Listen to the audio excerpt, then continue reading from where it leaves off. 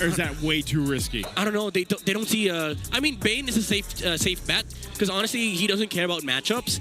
But the fact of the matter is, this is Zushin in this game, and it's not fun playing Bane against Zushin, Uranus, and Khalid. Yep. Because you don't have a dash. So that's why it's more AP.Bren. Yeah. That's why Shizo can pick the Bane. But honestly, Bane. I don't mind if they just take the Bane here for Kelra. Or even the Lunox, honestly. Okay, they take the Granger. All right, so they're looking to outrange AP.Bren because that's one of the ways Here's the lob. they can win. Because in game 1, they were not outranging AP.Bren. This is a good approach. There's 3 heroes that dives, by the way, and Bane loves those. This is The a Bane Lance, game. the High Loss, and the Lapu. Yeah. Okay. Problem with the Bane is that there's Kimi and Granger. You do care about the range, but early game, not as much, because they have to scale up a bit. And Bane scaling is just insane. The Holy Crystal Rush has been phenomenal for his early to mid game, because he is able to participate in fights even during the first little take. And the reason why is because... Oh! Debut for the first time in week 6. Let's go. We had to go all the way to the final day, week 6, day 1, rescheduled to see Obsidia. I don't like it, but it's a debut pick. I don't care. That's right. Here Make we it go. 42. For the unique hero That's pool. hero number 42, Yes, ladies sir. and gentlemen. Wait, is it? Yeah, for AP.Bren. They were 41 before the match. Wasn't Ruby their one of their new heroes too? No, I think they've already picked Ruby. Yeah. X-Nova? Or no, Shizu. Maybe X-Nova played it. Yeah. So here we go. Okay. I wonder how the draft index is affected by a brand new hero, but that's the numbers, and here's the layout. A flicker on Shizo. Not a single not a single purifying sight. Not that it's as important. Wow. So here we go. Let's see how this brand new hero brought in by this new patch is used in MPL PH. I've been waiting for an entire week to say Phantom Shadow Meld. Phantom Shadow That's Meld. one of the coolest named spell. I've been in waiting the game. to say Hunt of Bone. Hunt of Bone. HOB. That's her ultimate, ladies and gentlemen. And- Hunt of Bone. And also Return of Bone. Return of Bone. No, return to. I'll return to Bones. Yes, I don't know if- that's a passive. 25 stacks, by the way. Gentlemen, I don't know if it's just me, What? and I've seen Obsidia in some games, and I just feel like she's underwhelming. I don't know if that's just, you know, what I'm generally seeing in the RGs here, but I don't know, man. It's obviously going to be different in the hands of the professionals. Let me here. try to explain. Let me try to describe how she feels. The gap between and is huge. Yes. It takes so long for you to be actually a threat. Yeah. But, like, it looks like she's doing a lot. Yes. Literally. On a technical So many aspect, bone shards flying around. on a technical aspect, if you want to remember how it feels to have this kind of marksman, it was, remember when teams were still trying to figure out how Moscow fits into the competitive playing field? Yeah. As far back as M4. Yeah, that's how she is right now. Like, sometimes it could work, and if it works, it's crazy. But most of the time, it's just useless, honestly. She feels like, I don't know, you know, maybe for the people that have like done sports out there, it feels like, you know, when your coaches are watching you and you're like purposely making it look like you're exerting so much effort, but you're actually not, like, Yeah. Yeah. That's what it feels like when I see her in game. Like, she's got all this stuff going on, but like her damage is just barely there. I don't know. To be fair, though, if I'm not mistaken, globally, she has a positive net win rate. Yeah, when she's seen play in the other leagues. Yeah, an MPL ID. But I mentioned this one time in one of my live stream. I don't like Obsidia in MPL Philippines just because of the fact that teams move faster here. And somebody asked me the question, why does Moskov work? Because he has good matchups. And I think that's the only rule to Obsidia. She has to have good matchups. And what's funny is that good Moskov matchups are also good Obsidia matchups, even more. Because you would sometimes think, okay, Obsidia, Real quick, seeing the fam. players. They Am I? Oh, The only ONIC. exactly. Here we go. For reals this time. Broken Walls in match 1. Game number 2. Oh, AP.Bren a match point. she's getting a lot of golden XP from that vision. Oh, he hits level 2. Man, this is what we expect in mid lane. duking on out. Briscoe held on to this Revitalize this time. He Oh. might. Okay, he actually still holds on to it. I think AP.Bren Oh. wants that. Oh, the flicker by Whoa. Aqua. Whoa, Aqua. So aggressive. Okay.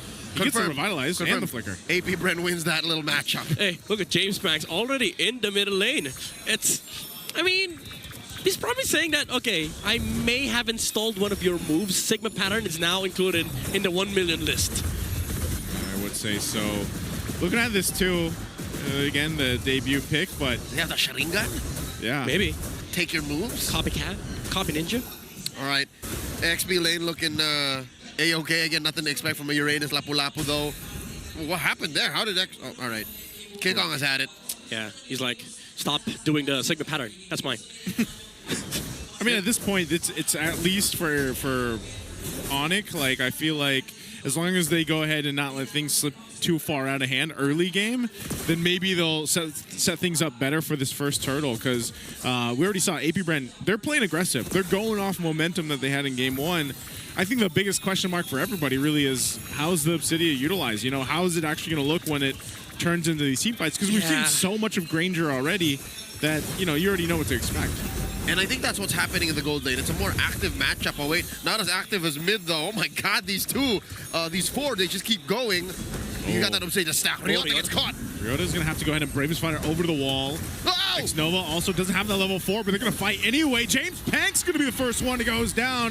Ryota picks up a kill, still going for it. Oh King my Kong goodness. falls as well. Ryota Whoa! still holding on, but Lord JM gets the turtle secured, and now Brusco can't escape. 3 fall for ONIC. AP.Bren brings the momentum in game 2. The Ryota Army Oh my goodness, Lanzu inspired flicker. could not stop him. Ionic Edge with a flicker just to steal the turtle. Good turn by ONIC, by the way. They realized, okay, he used Traceless on James Banks. We can actually kill the YSS. But they suffered under the damage from X-Nova. And after they get that turtle, they get the buff. That fight was all X, I'll tell you now. But Mr. 50-50 never fails. Last week he stole a Lord. This week he stole a turtle. X going to give it to you, man. Yeah, he's gonna give it to you. No, Is he going to do the same build path too on this he Khalid? can afford to do it. Yeah, honestly, he's 2 kills right now. And he's number 2 in gold. Oh my goodness. He's not in Rome. And guess What's he who's got? number 1? Lord J. All right, here we go. He's going for it. We're He's going doing for the same. Bah. He's going for the BOH. Yeah, screw BOD. Man. BOH. See these, abbreviations, man. All right. Yeah. So AP.Bren, again, a peek at the Obsidia. She's just trying to hit things, all right? That's why it's more proactive. Yeah.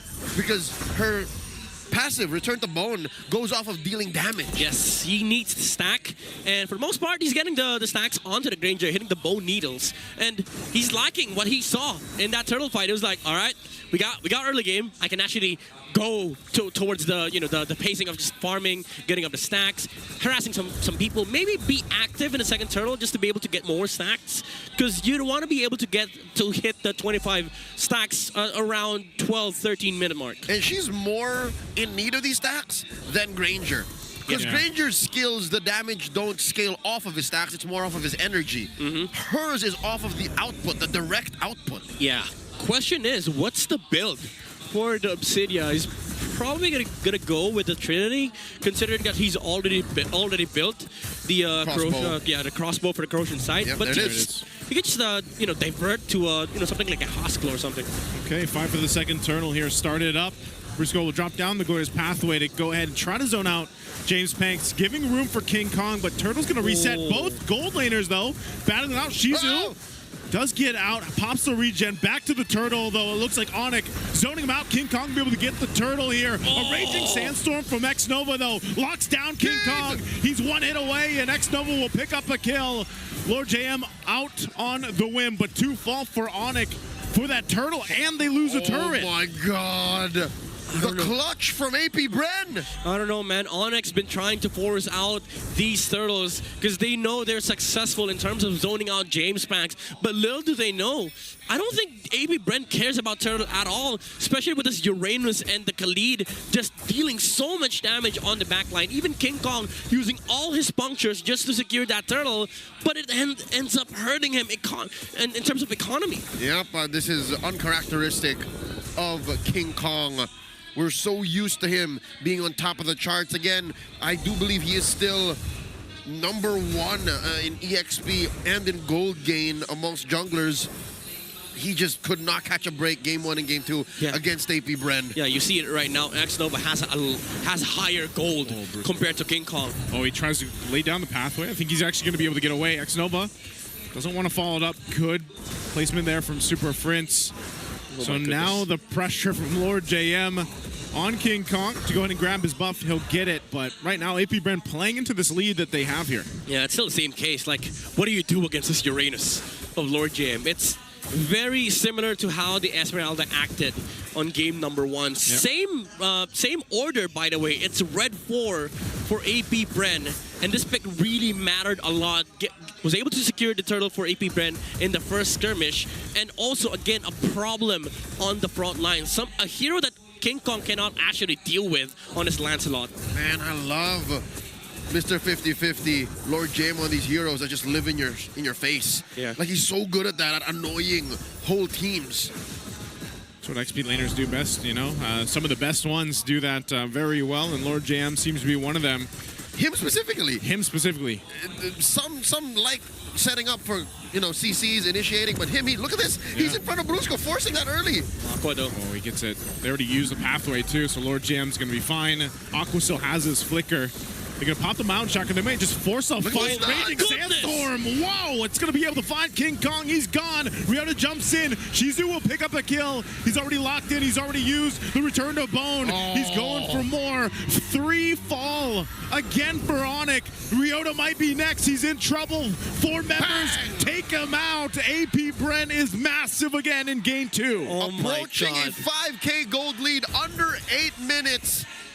They've taken everything away from ONIC, save for 1 turtle. It's just all the hive. The hunt of bones working out from AP.Bren, and also just the sheer jump. 5 heroes jumping on to King Kong, and there was no puncture answer because he couldn't even dash because he was literally not allowed to because of the Obsidia ultimate.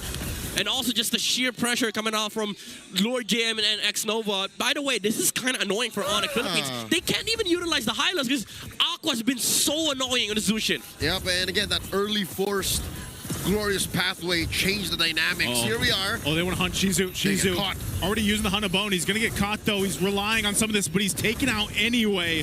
So a good pickup and a response from ONIC to at least get a kill. Okay, so a quick interaction with that. Glorious Pathway slows heroes down. Phantom Shadow Meld is actually a speed up. Yes. So it's not a dash. He had to walk through that, and that's why he was so slow. That's why he died. Yeah, and unfortunately for him, he walked to the wrong direction, so he couldn't even get out of the carpet. But James Bounce still getting a lot of free farm on bot side, and this is a matchup that, as Lancelot, you do not win, especially with this amount of scaling on the YSS. Okay, Consecrate going to be used. Lord JM's fine, taking up a ton of damage. Definitely going to be a sandbag for this game here. A ton, but not enough. Look, he's back. He wants more. He wants more. I would like more, sir. This is what he does, man. Look at this. Okay, how many stacks is this? So this is around... Oh, he already has 20 stacks. Huge. 21. He's going. He's going. The 21 stacks. He's on schedule, if anything. Maybe ahead. Yeah, should be. Yeah, Midnight projected about 12 minutes. We're not even at 10. Yeah. I mean, that's, like, ideal. And it's also considered late, like 12 to 13. Most Obsidian players, they reach their full stacks around 10 to 11. He's not standing still. He's lying in wait. He just wants to build this Swift Trinity and call it a day. Yeah. Well, to be fair, people have been dying a lot on the side of ONIC Philippines. So Shizu's probably going to want to hit more heroes, but X-Nova doesn't care. He was like, nah, we're going to burst them. They actually just freely take this, though. It looks like, you know, Lord JM providing the information. This is where we see the broken walls in action, too. Aqua's half health there. Ryota's in the midst of it all. Ouch. He might get chased down a little bit here too. Aqua, Traction Pulse, he'll go ahead and use the beacon. They're going to force him in this side of the jungle. Glorious Pathway is going to be dropped down by Brusco. Now Lord JM still popping the Consecration, going to be fine. This is all just a zone out ONIC, so they can't even contest. This Lord is secured for AP.Bren. They get pushed out by the Mountain Shocker. Yeah. And AP.Bren with this huge gold lead to secure the Lord. Yeah, for ONIC Philippines, honestly, it was relieving that they were able to outlast the Zushin, the Uranus, but they had to spend the Glorious Pathway. And once they were able to get back inside the Lord, they were met by the Obsidia, and it felt awkward because how do you deal with the Shizu when you don't have the movement speed to cover it up with? Because the Phantom Shadow Meld has been really allowing Shizu to just pressure on the front line. It feels like they're up against a 1-1, honestly. This is a historic pick. She is the 128th hero to be played in MPL Philippines League history. And Shizu's making it work. Shizu's actually making it work. And this might be the perfect map to do it in. Broken walls. Phantom Shadow Meld can get you through there. Yep. Mind you, guys, he does not go over walls. It's a movement speed buff. Not a dash. And also, Yin's just crying on the corner. Not a dash. He's not been picked yet. This doesn't trigger Phobius. Yeah, he doesn't. It doesn't. Yeah. She doesn't. She doesn't. He doesn't. All right, they do pop that Holy Shield up top. Bottom goes down as well. Mid also does not work out anymore. Again, there's about 15 seconds left on that window, but AP.Bren in control. Who'd have thunk?